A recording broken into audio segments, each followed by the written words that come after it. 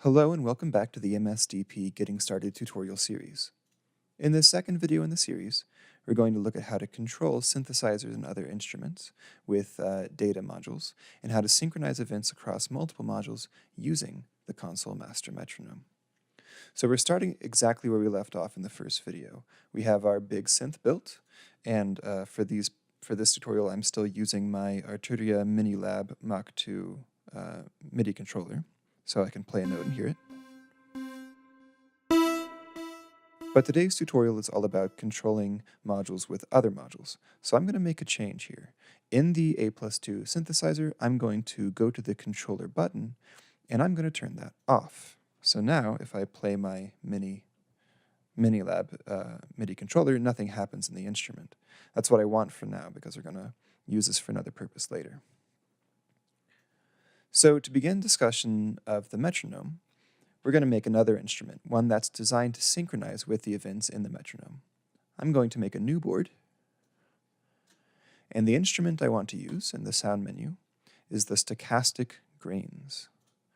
Now this instrument synthesizes sound based on note decisions that we make. So if I wanted to make notes that are sort of C major, sort of C minor-y, I can select some notes. But it's going to make notes at a specific interval, and those notes are going to be a specific duration, and it's going to synchronize by default with the master metronome for the project. So notice I played some notes, but we're not hearing anything, even though the instrument is on. What it's waiting for is for us to hit this play button, at which point it will begin to generate notes. Very quickly before we do that, let's review the master metronome. So the master metronome takes up most of the bottom portion of the console. We have our play button, which begins and then stops the metronome from running. We can set the BPM. The length determines how many beats we have per measure. The division determines what specific division of the beat we're going to display as our tick. We can choose either eighth notes, triplet notes, sixteenths, or we can choose a custom division. If we want a custom division, we can set that over here in the custom section. So this can give us a more granular or a more detailed sense of time for our project.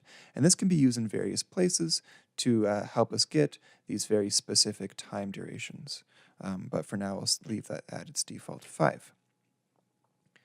Below this, we have the repeat loop button, which I'm going to leave on for this demonstration, so that will loop back and forth between a start time and a stop time.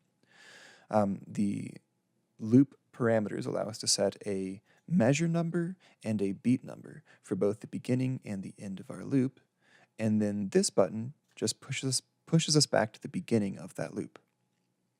Then, for our LCD display, we can see the current measure, beat, and tick for our project. Finally, we have two little options over here that are both important. Skip to allows us to move directly to a specific measure and beat. And then clock source determines whether the metronome is controlled internally by MSDP or externally using Ableton Link. So if you have another application that can act as an Ableton Link master, you can actually control the metronome and synchronize it with other applications. For this tutorial, we'll stick with the internal clock source. Now I wanted to talk about that before I hit play, because as soon as I do, we're going to start to hear sound.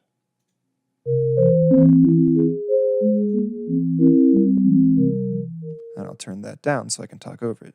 So it's kind of a funky sound. The idea with stochasticity is it does determine some parameters by chance, and it's adding a little bit of FM wobbling to that. So I'm actually going to set our FM frequency to 0 and our depth to 0, which gives us a much more straightforward sound. And we could change the waveform. We have a drop-down menu with all the same waveforms that we saw over here in the A+2 synth. Let's try the cello. It's kind of cool, right? And when I stop the metronome, the synthesis stops. Now, we can choose a different interval for the rate at which notes are made, and a different duration for those notes. With our interval set to eighth notes and our duration set to quarter note triplets, each note is a little bit longer than the duration that we've set. But say we want really, really short notes. I could set a 16th note interval and maybe a 32nd note duration. I'm also going to go into the envelope and I'm going to turn down the attack time. It's kind of poppy now, right?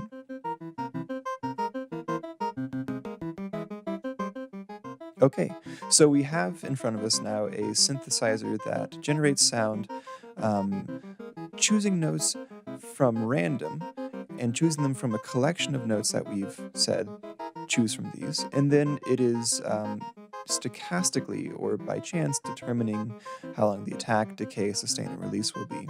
And it's all synchronized with the master metronome. With any time-based module, we can turn the metronome sync off and have it just stop listening to that source. We can use a custom beat source,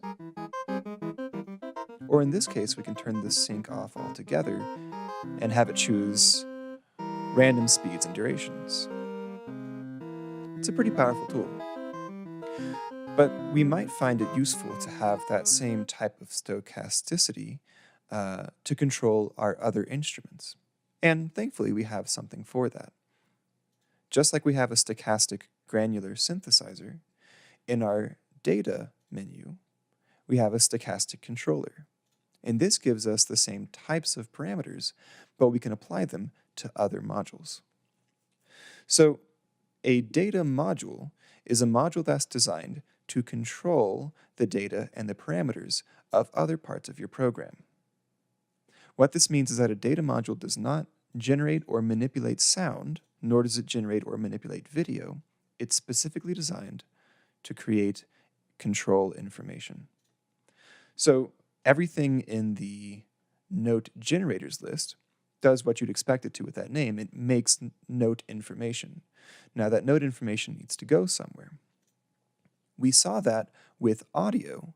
We used the input-output addresses to send signal from one module to another. With data, we want to use the unique module ID. Now, every module that we've made so far has generated an ID above it in this right-hand text box. We can see that the name by default is the name of the module followed by a random number. The A+2 synth in this video is A+2 997. That's the name that was assigned to it automatically, but we can give this any name that we wanted to and use that name as its unique identifier. So maybe instead of A+2 997, we should just call this Big Synth. Since we've made a change to that board, we might want to save it again. So I'll hit Save Board. Now, if I want to control Big Synth, I want to look in the data module for the text field that says type module name here. Every data module has this text field because every data module is designed to communicate with those IDs. So I could just type in Big Synth, but I like shortcuts. I'm going to select everything in that Big Synth window, in that text field. I'll hit Control-C to copy, or Command-C on Mac. Then I'll come over here, I'll select everything, and I'll hit Control-V, or Command-V on Mac. And then I'll hit Enter. Now, this module is now designed to control this instrument. Say if well, actually, let's just try this out. Best place to start is by trying. Okay,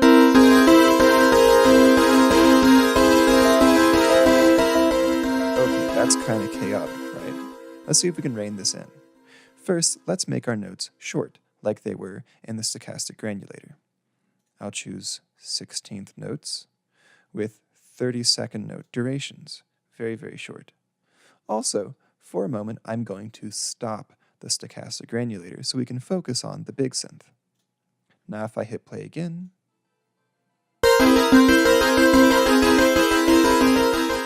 okay, you might want to make a few more additional changes, like pulling back the echo, pulling down the reverb so it's not quite so in your face.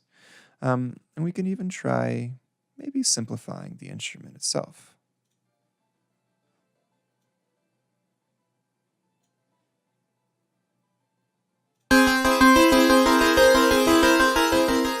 Okay, pretty nice. It might help, though, if we were making the same notes in both of these modules. Well, I'm actually going to clear the note choices that I've made here. And because these modules have keyboards, they can actually be controlled by my hardware keyboard. So if I play notes on my hardware keyboard, those become the pitch collections for the notes from our synthesizers. So I'm going to hold some notes down with my hand, and then I'm going to turn the metronome back on.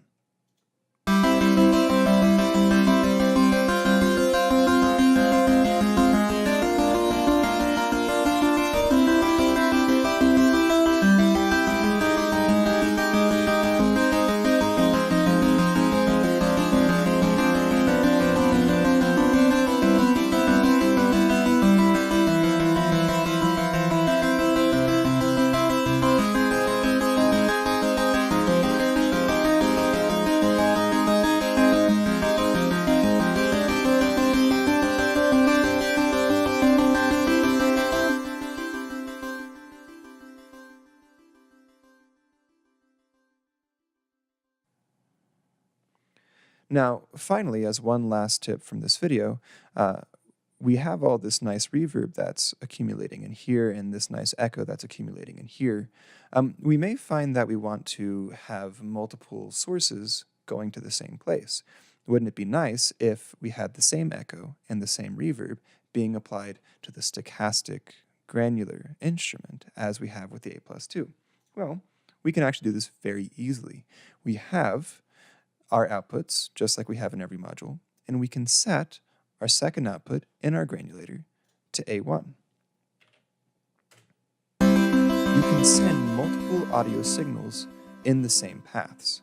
So just like we had the A+2 going from A1 out to the echo and out to the mixer, I now have the stochastic granulator also going out to the echo and out to the mixer, which will again make this blend a little bit better.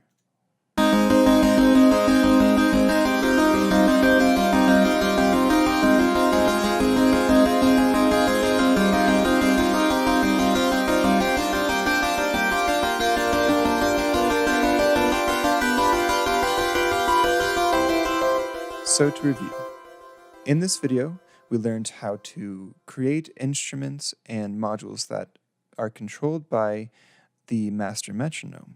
We learned how to set up the metronome, and we learned how to utilize data modules to control other modules throughout our project by synchronizing them not with the I/O channels, but with the unique module IDs.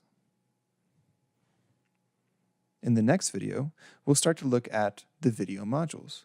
We'll learn how to load a feed from your webcam, how to add an effect, and then how to output video to an additional window using the projector module.